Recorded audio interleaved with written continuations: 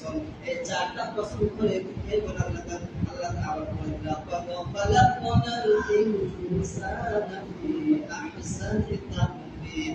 আমি মানুষকে অবশ্যই অবশ্যই সুন্দর করে বানাচ্ছি। আল্লাহ তাআলা বলতেছে আফা হাসিবতুম আন্নামা খালাকনাকুম আবাসান ওয়া আন্নাকুম ইলাইনা লা তুরজাউন। আল্লাহ তাআলা বলতেছে এ বান্দা তোমরা কি ধারণা করছো তোমাদের পদার্থ সৃষ্টি করেছি, তোমরা কি এটা ধারণা করছো তোমরা কি আমার কাছে ফিরে আসবে না? আল্লাহ তাআলা বুঝাতে দিচ্ছে লা তাকনাতু মিন রাহমাতিল্লাহ, আমার রহমতের মারিস না আপনার কথা।